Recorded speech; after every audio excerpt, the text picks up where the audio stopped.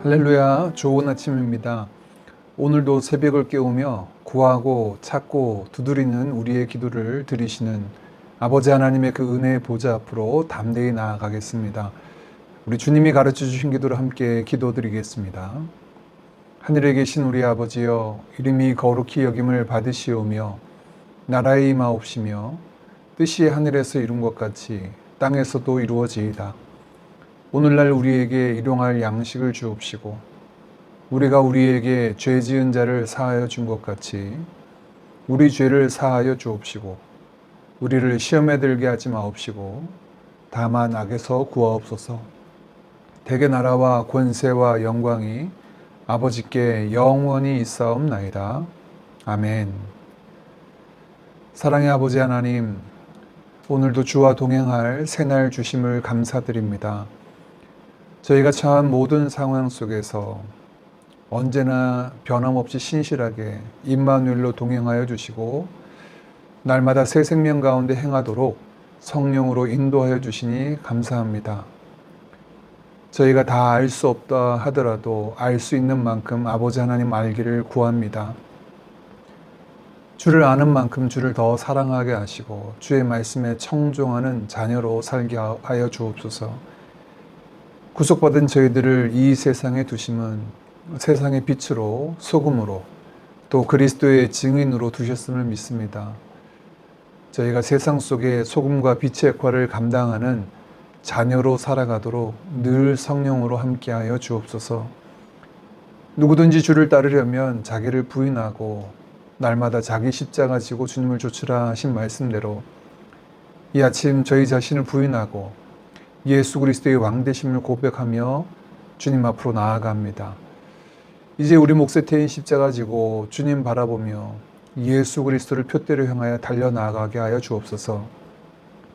그래야 이제는 내가 사는 것 아니요 내 안에 그리스도께서 사신다 고백하며 살아가게 하여 주옵소서. 저희 다음 세대들을 축복하시고 그들이 저희보다 더 복되게 하나님의 살아계심과 선하심과 아름다움을 맛보아 알게 하시며 일평생 주를 향한 감사와 찬양과 예배가 그치지 않는 삶이 되도록 인도하여 주옵소서. 이 아침에도 무릎으로 나아가는 모든 주의 백성들의 간구를 들으시고 신실하게 응답하심을 감사드리며 예수님의 이름으로 기도하옵나이다. 아멘.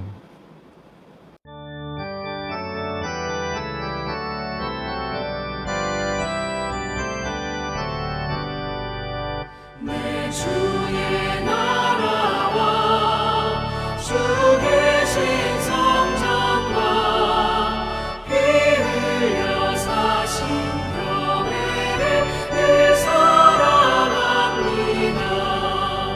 내 주의 교회는 전성과 같아서 눈동자 같이 아끼서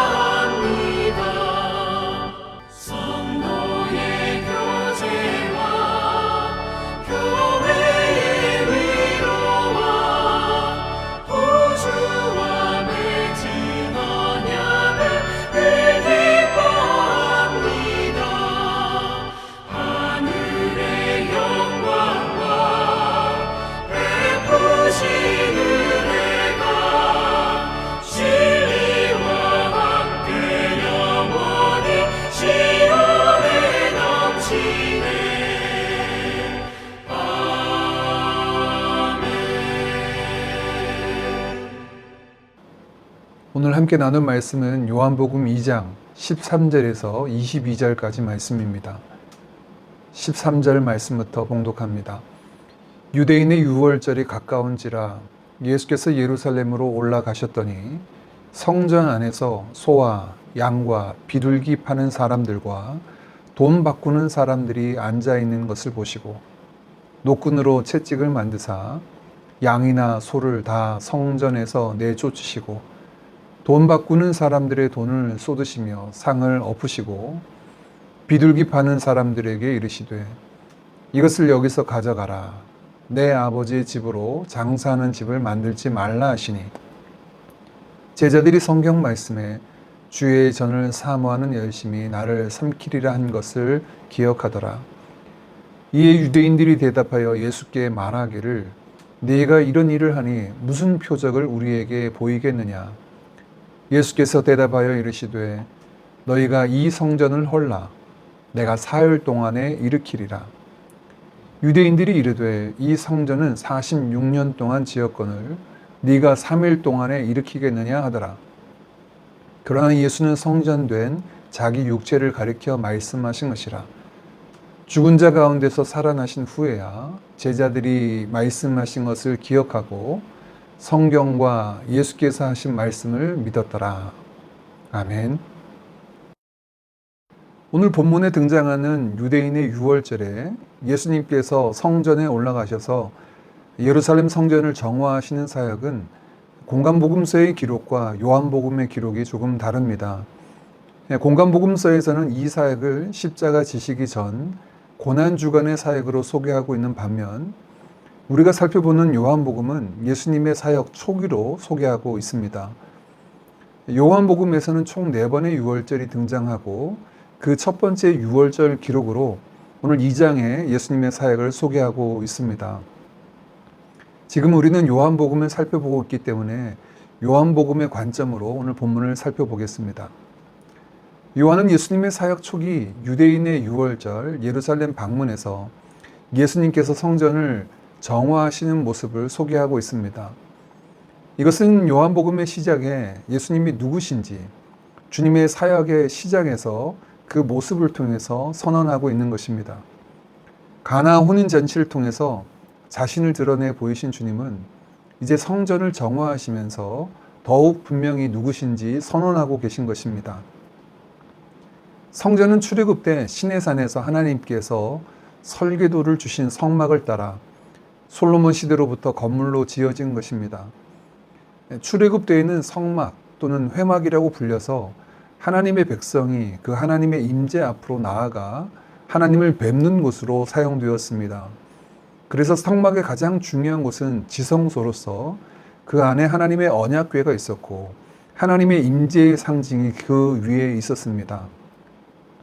솔로몬 시대에 성전을 짓고 봉헌식을 할 때 하나님은 그곳에 자신의 이름을 두고 그곳을 향해 드리는 기도를 들으시겠다고 솔로몬의 간구에 화답하셨습니다. 율법에 의하면 유대인 성인 남성들은 절기에 성막 또는 성전에서 하나님께 제사를 드려야 했습니다.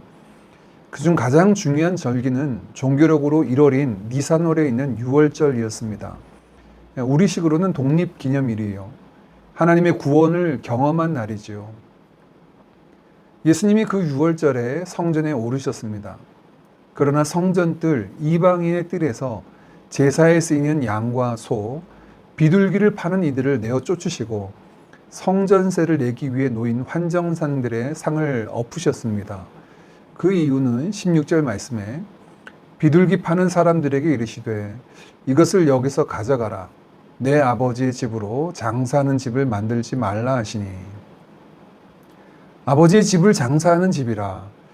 우리가 수요 예배 때 살펴본 말씀에는 강도의 소굴이라고 표현하셨지요. 이런 예수님의 모습 속에서 제자들은 시편에 기록된 하나님의 전을 향한 사모하는 열심을 보게 됩니다.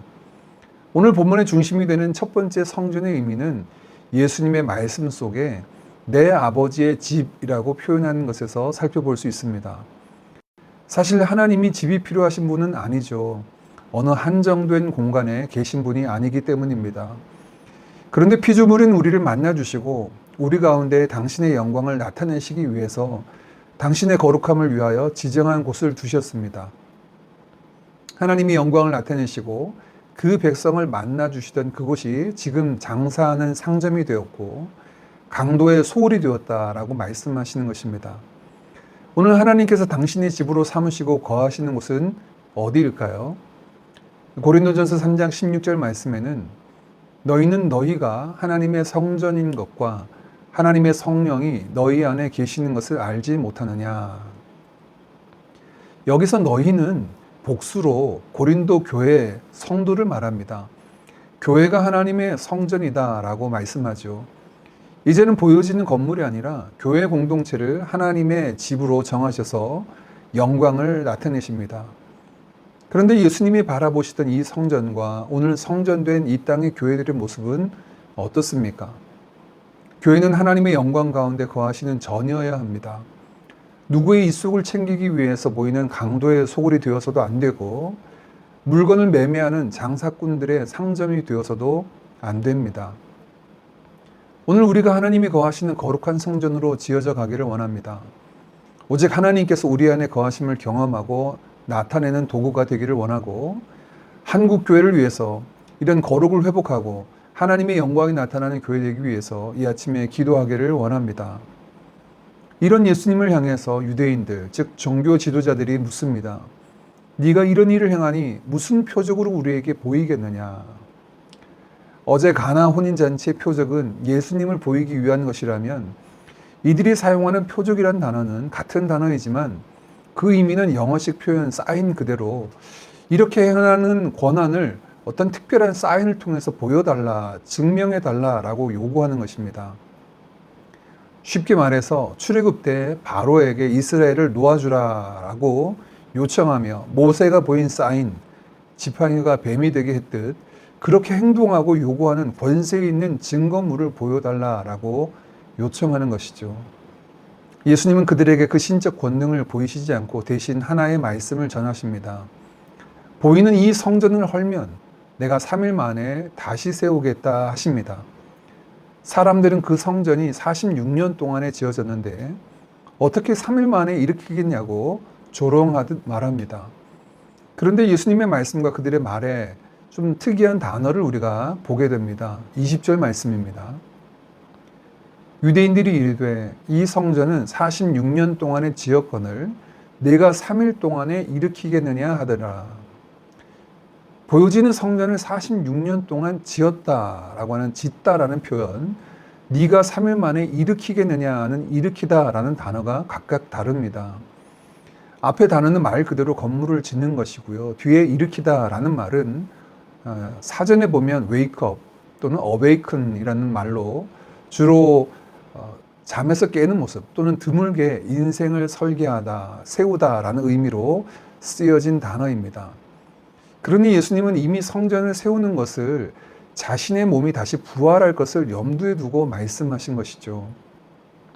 예수님이 참된 성전이시다라고 하는 것을 말씀하셨고 예수님이 부활하신 이후에야 제자들은 그 의미에 대해서 분명히 알게 되었습니다. 구약에는 여호와를 뵙기 위하여 성전으로 나아가야 했습니다. 그런데 이제 친히 주님께서 부활하사 우리의 참된 성전이 되셔서 그를 통해서 또 그 안에서 하나님께 나아가게 하셨습니다. 더 이상 우리는 어느 특정한 장소에 가야지만 하나님의 영광을 뵙는 것이 아닙니다. 주님 안에서 언제든 하나님께 담대히 나아가게 되었습니다. 그래서 성경은 참된 성전이 주님이시고 또한 교회가 성전이라고 말하고 있는데 이 둘을 함께 묶어서 에베소서 2장에서는 이렇게 말씀합니다. 2장 22절입니다. 너희도 성령 안에서 하나님이 거하실 처소가 되기 위하여 그리스도 예수 안에서 함께 지어져 가느니라. 우리는 참 성전된 그리스도 예수 안에서 하나님이 거하실 처소로 함께 지어져 가는 성전된 교회입니다. 이 시간 말씀을 붙잡고 같이 기도하겠습니다. 이 땅에 세워진 교회들이 하나님의 영광스러운 성전됨을 나타내는 거룩한 교회들로 세워지도록 함께 기도하겠습니다. 어떻게 교회가 하나님의 영광을 나타내는 성전이 될 수 있습니까?